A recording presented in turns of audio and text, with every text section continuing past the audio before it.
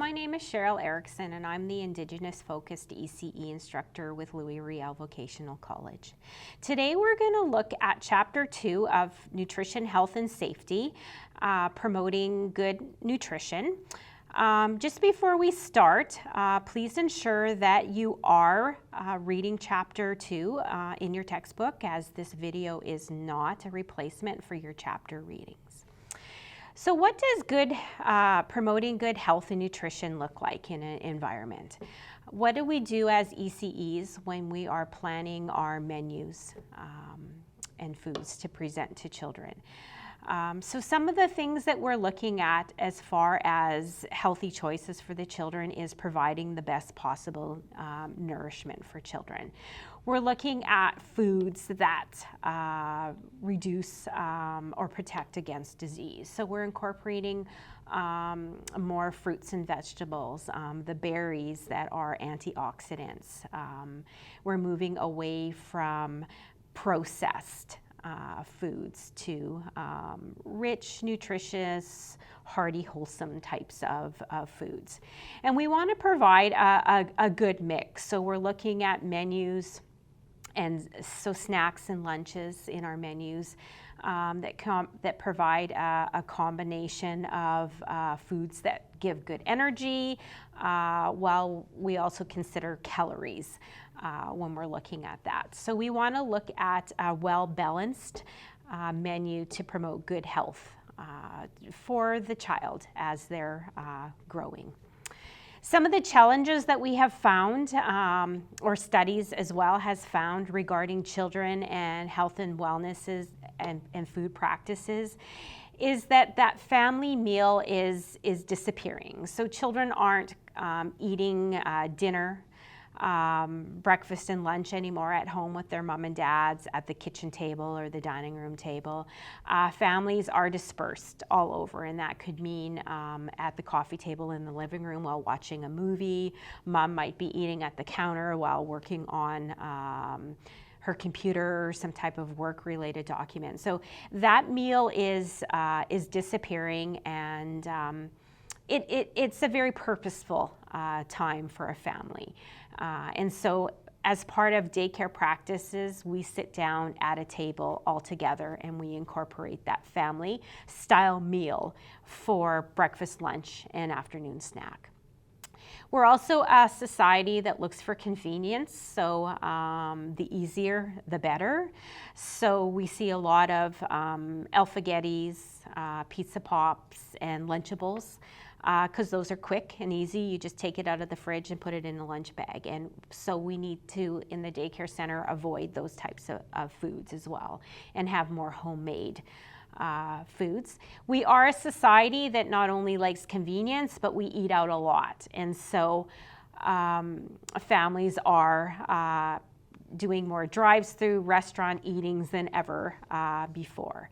And we also struggle with food affordability. So sometimes choices regarding foods we give our children are based on our income or what we can afford. So communities where it's really expensive to buy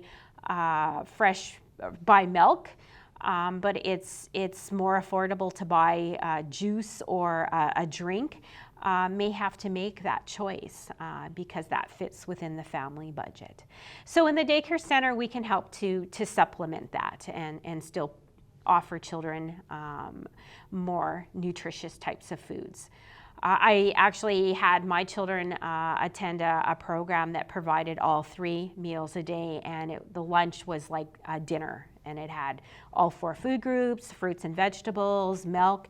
And in the event that we got home late and I didn't make the best dinner, I knew that they had 3 healthy, wonderful meals throughout the day, and that I didn't feel guilty that my dinner wasn't the most nutritious choice. So that can be important for parents.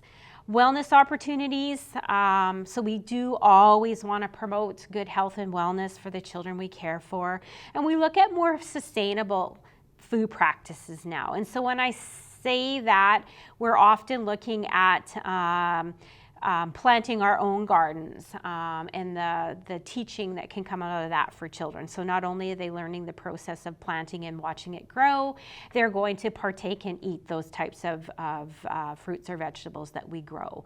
We look for locally grown. We look for pesticide-free or hormone-free. We look for fair trade. And so when I'm saying that, it also comes as a cost. Those types of practices are more expensive, and not all families can afford to do that. As far as wellness in the school, again, some of the text does talk about American side practices or American practices. In Canada, we don't have a free Hungry Free Kids Act. We have different programs that take place provincially. We have breakfast programs in schools. There's schools that do have lunch programs. We have harvests that supplement. So we do have unique programs that meets the needs of our Manitoba families as well. When we look at nutrition, the terms undernutrition or overnutrition do come up in discussions. So when we talk about overnutrition, what can that mean? Do we see overnutrition? Often that can be with obesity, and it means that there is a higher consumption of calories, proteins or other nutrition that would lead to maybe weight gain. Undernutrition could be the opposite. You're not getting enough calories, you're not getting enough nutrition, you're not getting enough protein, you're not growing and developing as you should. So you could be underweight as physically seen in your body. How do we address this? And it could be done in our daily menu planning, the foods that we're choosing to serve to the children. Can be based again on the Canada Food Guide and the choices that we're making particular for each menu. Again, this chapter does make more references to breakfast lunch programs that we don't necessarily have. I know that in Manitoba, our licensing requirements, for example, morning and afternoon snack need to have a minimum of two food groups. And one of them should be fruits and vegetables. So it's offering more opportunities for fresh fruits and vegetables that are healthier choices, as well as putting something in there like a protein or a carb. So we can feed the children, we can make good choices and feed them nutritious foods within our environment.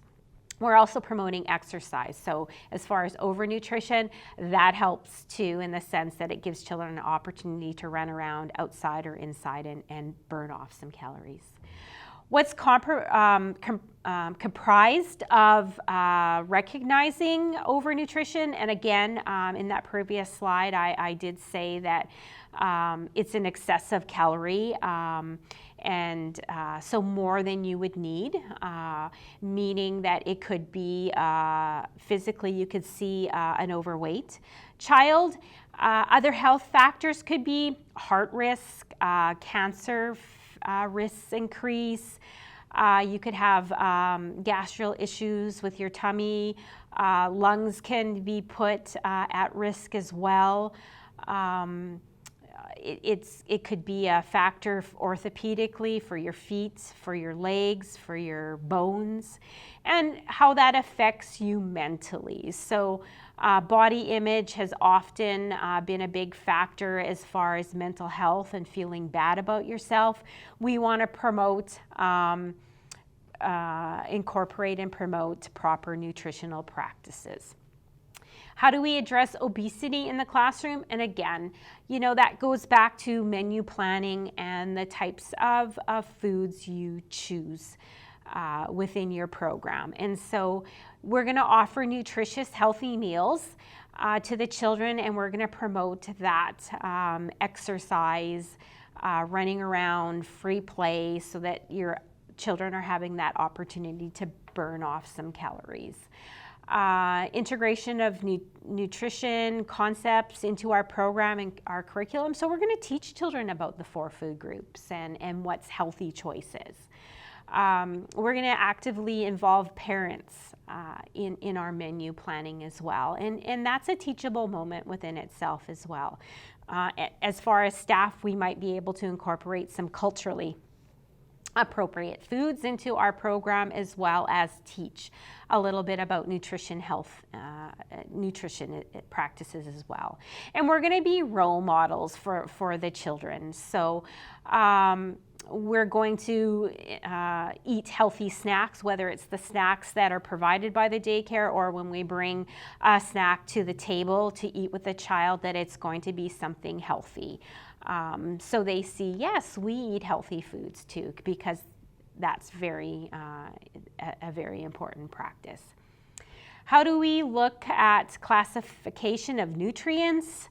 So there's macronutrients and micronutrients, as well as water. So our food is a mixture of macro and micro nutrients. And so macronutrients are carbs, fats, and proteins, and where the micros are the vitamins and the minerals that we can consume.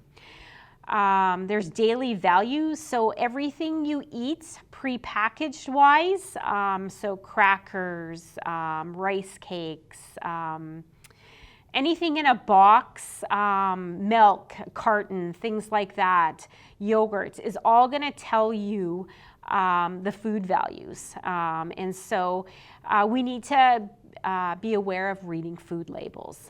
So we know not only how many calories, what the serving size should be, but what's in them as far as allergies as well, or cultural restrictions. So they're very important. They establish the standards for how we measure what a serving size is. So for example, if it says a half a cup is 2,000 calories, we know, and that's a serving size. That's a lot of calories for a half a cup of something, but that's just an example. Important of reading labels. So why do we read labels? We read labels first and foremost because we want to see what the list of ingredients are in what we're feeding children. We have so many children with food allergies, some being life-threatening. We don't ever want to feed a child something that they're allergic to. We want to ensure that we provide something alternative to that. So that is one of the first reasons why I read labels before I offer anything to a child. We want to make sure that it's healthy and nutritious. Trans fats has been a huge issue. We want to ensure that we have snacks that aren't high in trans fats. So that's another thing to look for. We want to see what vitamins and minerals and calories are in there. Fiber. Things that are high in fiber are so much more healthier for our bodies and children's bodies. Something low in saturated fat, cholesterol, are very important to sodium. We want to serve low sodium as well. So selecting appropriate foods for children, becomes a very important factor. We want to make those healthy choices for that family. And we can't just assume that, for example, I had a child a few years ago that had a life-threatening allergy to milk and eggs. And one day in serving snack, we had hot dogs, and the staff assumed that, well, it's a wiener, it's a hot dog, it's not milk, it's not eggs. And so that child went on and ate that hot dog. But what ended up happening was an allergic reaction, a life-threatening allergy that he had to have his EpiPen administered. And so had the label been read, we would have discovered that it had milk casing in it, which is a milk product. And so always read labels. If you don't know what it is, if you're unsure of what it is, do not feed it to the child. Give them something that you know.